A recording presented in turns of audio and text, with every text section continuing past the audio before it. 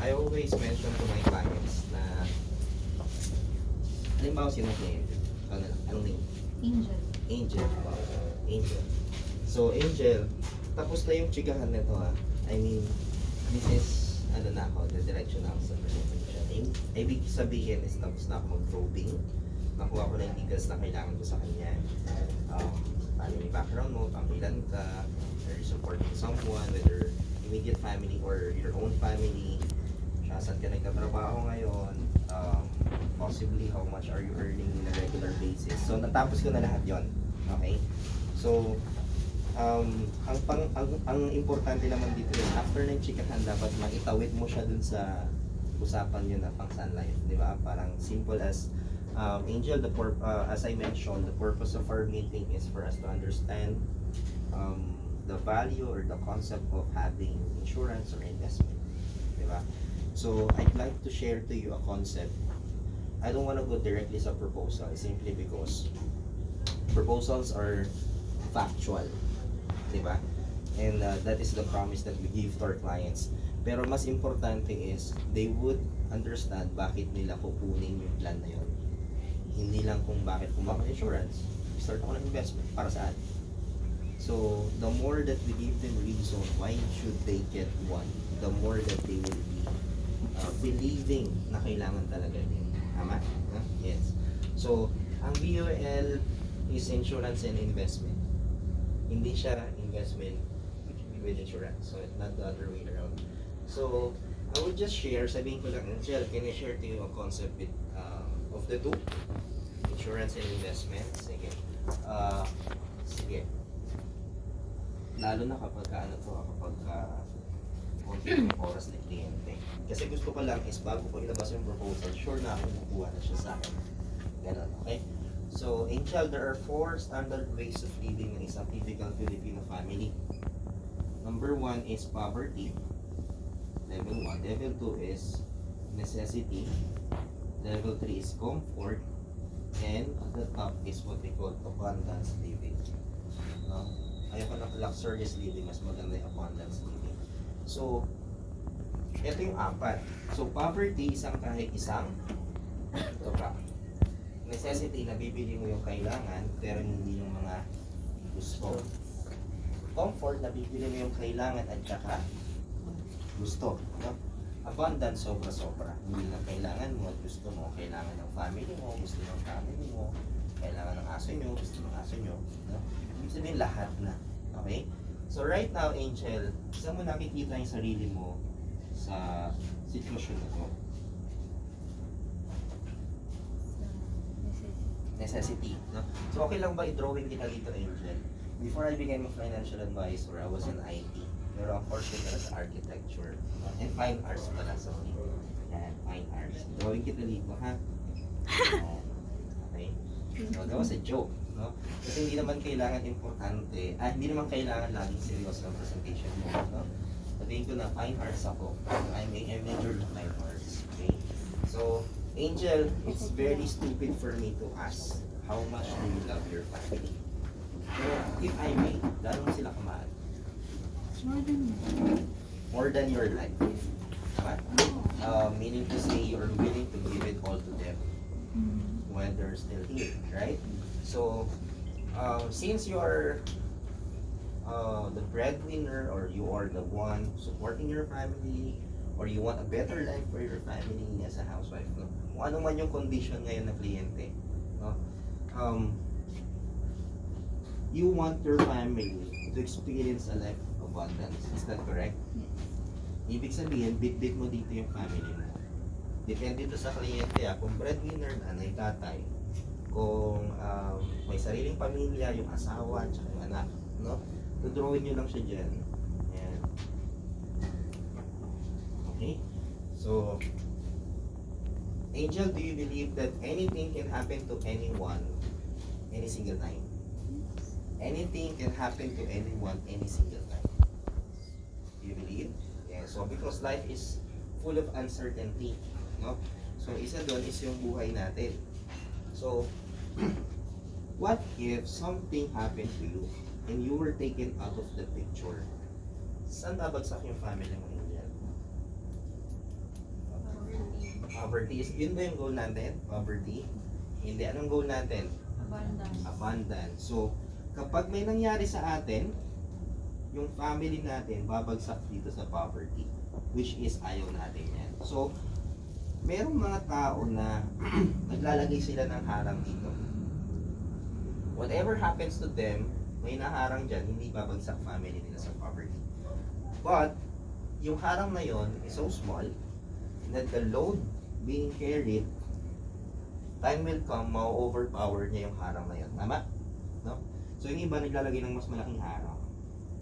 So that whatever happens to them, their family will not be moved to poverty. However, hindi din sila aangat dun sa taas. Eh, ang goal natin is abundance. Now, there are people who protect themselves. Naglalagay ng malaking harang, tapos meron pang panulak dito. So whatever happens to them, their family will experience the life of comfort, or better yet, life of abundance. Question, Angel, ano sa tingin mo yung tawag dito? Protection or improve. Yan. So, sa kanya galing. Tama? Pag hindi sumagot yung kliyente, Pag Angel, ano sa tingin mo tawag dito? Pag sinabi Sir Araw, Lang. kunyari, Ha? sinabi niya araw po. Oh, yun. Oh, mas matindi problema ng kahit sa ganyan. Pero nagtanong siya, nakatulala lang. So, pwede mo rin again samahan ng humor yung presentation mo so that people will like you more, no? Oh, bigyan kita ng hint, Angel. Letter A, insurance. Letter B, insurance. Letter C, insurance. Letter D, all of the above. So, ang sagot is life insurance, no? Because here we're not talking about death, because death is one of the certain things in life. Tama? It's not a question of if, but question of when. So before it happened, dapat meron na tayong protection so that our family will not suffer and experience poverty. Instead, we can continually give them the life that you always want to give, which is a life of comfort or abundance. This is the simple concept of insurance, Angel. Do you have any question? Do you now believe that you need an insurance? Right? So, mamaya ako na ipaprocess. Ha? Lipat naman ako sa investment. Okay? Pero mamaya ako na ipaprocess kung paano yung nangyari dito. Pero sa tingin niyo ba, pag pinarasentan ko kayo ng ganito, naniniwala kayo na kailangan nyo ng insurance? Yes. Breadwinner ka, single mom ka, single father ka, or ikaw ay nagpo-provide sa immediate family mo, ikaw ay nagpo-provide sa family mo. Make sense? No? So, move tayo ngayon. Angel, moving on, since I'm going to open to you the topic of investment, have you heard what we call sandwich generation? Yes. Siyempre, advisor tayo, diba? Pero kapag hindi pa, no? Kliyente lang. Have you heard the concept of sandwich generation? Per year ba? Diba? So, hindi. No, Angel, let me show you a simple concept. This works kahit na breadwinner at kahit hindi breadwinner. Mamaya ako papakita kung bakit. Okay? So, ang sandwich generation is you're supporting your parents and your siblings, possible. Dahil nag-work ka na, you're also supporting yourself. Hindi natin buo. And chances are is magkakaroon ka ng sarili mong family in the future or meron ka ng existing. Tama? No? Very familiar with that scenario in typical Filipino family. May susuporta sa nanay, susuporta sa tatay, sa kapatid, sa sarili dahil nag-work na, tapos sa sariling pamilya. Tama? So, bakit ito i-share sa'yo? Kung ikaw to, Mr. Client or Miss Client or Angel, no? Do you think this is easy for you to handle such situation in terms of your financial? Mas madali ba siya or madali ba siya i-handle? Bakit? Bakit? Ang hirap yung budget. Hirap i-budget. Ano ba? Kulang ng income. Kulang ng income. Yes. No? So, tama yun. Kahit anong sabihin ng kliyente, tama yun. No? The reason why I'm just asking is because gusto ko sa kliyente nang nagaling. Okay? Parang hindi lang ako sharing and telling. May involvement, conversational. No? So, um, let me ask, why is this happening sa typical Filipino family? Bakit ba natin kailangan magsuporta sa nanay tatay natin? Giving back. Giving back. Giving back, ano ba? Culture na po ng Culture, ano ba? We love them. Tama? Pero pag tanggalin mo yung lahat, bakit tayo susuporta sa kanila? Automatic mahal natin sila. Automatic culture. Ha? Diba? Automatic, we want to give back. Pero ang reality is, they don't have retirement fund. Wala silang retirement fund. Diba? The reason why we're supporting them is because when the time comes that they decide to retire, wala na sila. The income stops because they stop working. Right? So, yan yung problema. Pero hindi mo yung sasabihin, yan yung problema. Pinaparealize mo lang sa kanya na problema siya. Bakit, no? So, eto na ngayon, here's the drama. Angel, they have kids na. Ilan? 2. Anong pangalan nila? Hands and Sky. Hands and Sky, no? So, yung kliyente mo, kapag may sarili ng family, tatanungin mo yung pangalan ng anak. Kapag ka naman single, tapos may partner, sabihin mo lang is, are you guys getting married or something, no? Dumadating ba yung point na pinag-uusapan nyo ano yung pangalan ng anak ninyo? Diba? So, si Hans at saka si Sky, Angel, gusto mo bang ma-experience nito ni Hans at saka ni Sky? Bakit? Kasi alam ko yung hirap. Ano mo yung hirap? Ano pa? Ito na yung point na kailangan paramdaman na ni kliyente yung sitwasyon, di ba? No? Oo, tapos may piniplay pa na background music yan. Okay? So, ano pa? Bakit? Mahirap? Gano'n ba kahirap? Sige nga, tapos magpakwento ka na. It's time for you to listen. It's time for you to listen. Kasi, ina-uncover mo yung problem na hindi sila aware. Tinataas mo yung awareness nila. Tapos, ikaw din yung mag-provide ng solution later. Okay? So, after all the dramas and all, so, we all want a better life for our sons and daughters or kung sino man yung next generation, right? No? So time will come, Angel, na ikaw na to. Kaya niya ng husband mo. At ito na si Hans or si Sky. Yan. And you mentioned that you don't want them to experience the life that you have experienced before. Right? So what do we need to do now? Kasi advisor ka. Tama? Yung sasabihin mo, kasi advisor ka. Pero anong sasabihin, tama naman yun. Yun naman talaga ang sagot, di ba? Pero they don't answer easily. Unless na-gets na agad nila yung hint na sulat ka dito ng walang retirement fund. Nagagets niya? Pag sinabi niya, pag-ipon ngayon, tama, para saan yung ipon? Hindi yan ang walang Kasi ang babaw ng mag-ipon ako ngayon, para saan yung ipon? Para magkaroon ako ng retirement fund. So, you landed on that answer. Di ba? So, ikaw nagtatanong ka lang. So, tama. So, kailangan natin mag-ipon ng retirement fund. Bakit? Kasi, kapag may retirement fund tayo, dalawa lang naman ang kwento ng buhay pag tayo tumanda. Kapag wala kang retirement fund, ganito yung scenario. Pupunta ka sa bahay ng anak mo, mayroon ng sariling buhay, kakatawa sa pito nila, isang mahinang katok, at isang malakas na katok. Yung mahinang katok is, Angel, anak, pwede ba makahiram ng pera? Tama? Or yung isa is, malakas na katok, Angel, anak, nasa ng mga apo ko? Papasyal tayo. Anong mas gusto mo? Diba? So you're painting a picture in their mind, the possibilities of the future, the positive and the negative. So syempre, tatanong mo, anong mas gusto mo doon? Syempre, sino bang sasagot ng isa? Diba? So ang sagot nila lagi is sila yung provide pa kahit na matanda na sila. And the only way they can do that if they start preparing for their retirement. Because when they retire and they have funds, hindi nila obligahin na magsuporta ang anak mo sa'yo pagtanda mo.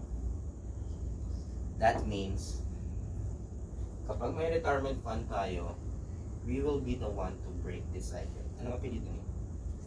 Estrada. Estrada. Angel, do you want to be the first one in Estrada family to break this cycle? Gusto mo mag-break yung cycle sa'yo. Kasi this is a generational curse. But through you, it can be stopped, then it becomes a generational blessing. You want it to start in you. Di ba kahit ako, kilabutan ako sa sinasabi ko, kahit na matagal ko na siyang sinasabi. So, of course, no? So, anong gusto mong gawin ngayon? Start ka, ang retirement fund. Right? Because there's nothing much we can do about our ancestry. But there's so many things we can do about our legacy. And it all depends on what we do with our money today. Question is, what do you do, or what you will do with your money that you have today? So yung isa, ang sinasabi mo is mag-insure ka, mag-insurance ka, or kung insurance. Second is mag-start ka na ng retirement fund mo. Right? Did I sell the concept of both insurance and retirement? Right? So paano kung ngayon ipapasok si VUL? So, Angel, in life, there are two things that may happen in terms of our money and our life itself. First is when you die too soon, and when you live too long. Bakit siya problema? So, tatanungin ko siya ulit. Bakit siya problema? Bakit siya problema? Yung number one.